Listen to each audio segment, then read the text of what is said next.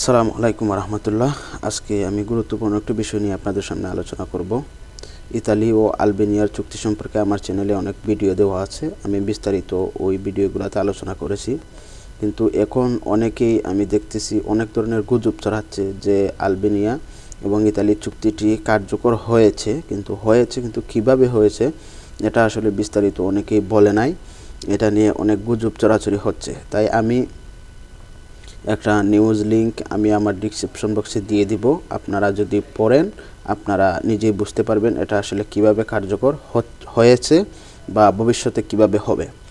এটা নিয়ে অনেক ধরনের তর্ক বিতর্ক চলতেছে। আসলে এটা কতটুকু কার্যকর হবে এটা আসলে নিশ্চিতভাবে এখন বলা যাচ্ছে না, যেহেতু এখন সামান্যভাবে একটু কার্যক্রম শুরু করছে।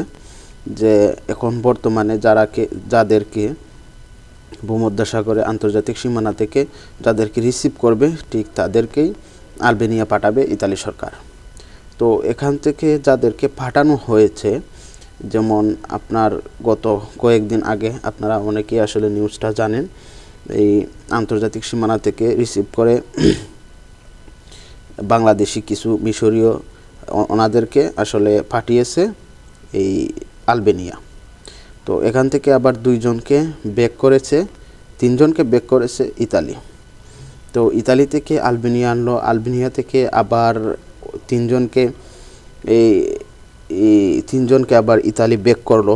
এর কারণটা ছিল এরকমই যে দুইজন ছিল অপ্রাপ্তবয়স্ক 18 বছরের নিচে, আর একজনের শারীরিক সমস্যা ছিল, এই জন্য আবার ব্যাক করেছে ইতালি। তো এই বিষয়টা নিয়ে এখন বর্তমানে ইতালি এই বিষয়টা নিয়ে যারা বিরোধী দলীয় আছে এটা নিয়ে অনেক ধরনের কথাবার্তা বলতেছে। তো ইতালি সরকার এটা নিয়ে অনেক ধরনের সমস্যায় আছে, এটা আসলে কতটুকু কার্যকর হবে না হবে এখন বর্তমানে এটা বিস্তারিত বলা যাচ্ছে না।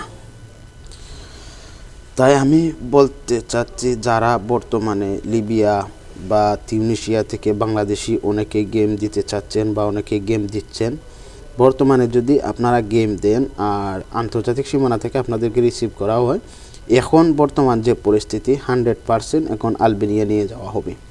এটা নিয়ে যতই আপনার কথাবার্তা হোক না কেন, যেহেতু এটার কার্যক্রম শুরু হয়ে গেছে, এটা ইতালি সরকার থেকে ডিক্লেয়ার দিয়ে দিছে যাদেরকে আন্তর্জাতিক সীমানা থেকে রিসিভ করা হবে তাদেরকে নিয়ে যাবে আলবেনিয়া। আর যদি আপনাদেরকে আন্তর্জাতিক সীমানা থেকে রিসিভ না করে ইউরোপিয়ান সীমানা থেকে, মানে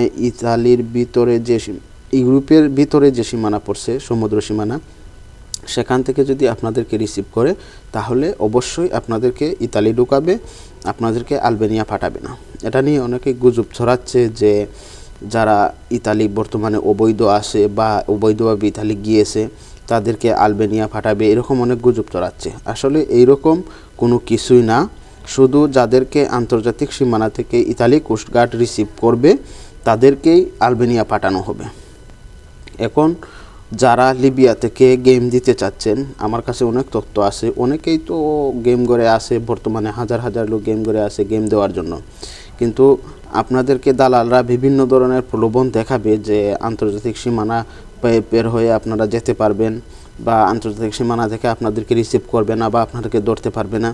কিন্তু এইরকম কথা দালাল যে বলবে এগুলা সম্পূর্ণ মিথ্যা কথা। কারণ হচ্ছে বর্তমানে ইতালির যে কোস্টগার্ডরা আছে এরা আন্তর্জাতিক সীমানা ওইদিকে বেশি নজরদারি করতেছে। ওইখান থেকে যাদেরকেই রিসিভ করবে তাদেরকেই পাঠানো হবে এই আলবেনিয়া। আর যারা ইতালির সীমান্তে ইউরোপীয় সীমান্তে ঢুকে যাবে তাদেরকে আর পাঠাতে পারবে না। এটা আসলে ইউরোপীয় ইউনিয়নের যে আইন আছে ওই আইনের ভিতর ওরা ঢুকে যাবে। তো এখন কথা হচ্ছে, আপনারা লিবিয়া থেকে বা তিউনিসিয়া থেকে যারা বর্তমানে গেম দিবেন, আমি মনে করি এইসব বিষয় মাথায় রেখেই আপনারা গেম দেবেন। কোনো দালালের কথায় বা কোনো দালালে আপনাদেরকে প্রলোভন দেখাবে বা কোনো দালালে আপনাদেরকে গ্যারান্টি দিয়ে দিবে যে আপনারা পৌঁছাতে পারবেন, এরকম কোনো কথা তো কোনো সময়ে কার্যকর হয় নাই।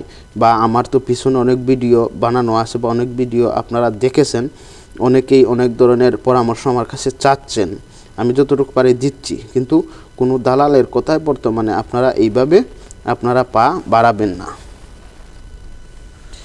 প্রথম যেহেতু এটার কার্যক্রম শুরু হয়ে গেছে, এটার কার্যক্রম ধীরে ধীরে আস্তে আস্তে আরও বাড়তে থাকবে, আস্তে আস্তে আরও কঠিন হবে।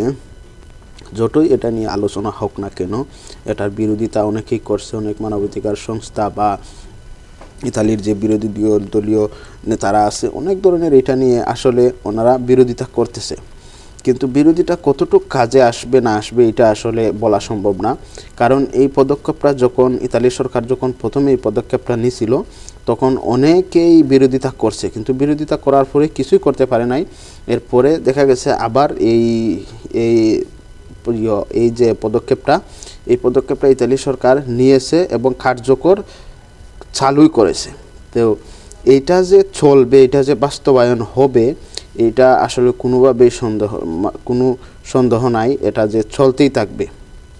তো আমি বলবো বর্তমানে যারা বাংলাদেশ থেকে আপনারা অবৈধভাবে ভূমধ্যসাগর পাড়ি দিয়ে আপনারা ইউরোপে ঢুকতে চাচ্ছেন বা ইতালি ঢুকতে চাচ্ছেন, আপনারা এইসব বিষয় মাথায় রেখেই আপনারা পা বাড়াবেন।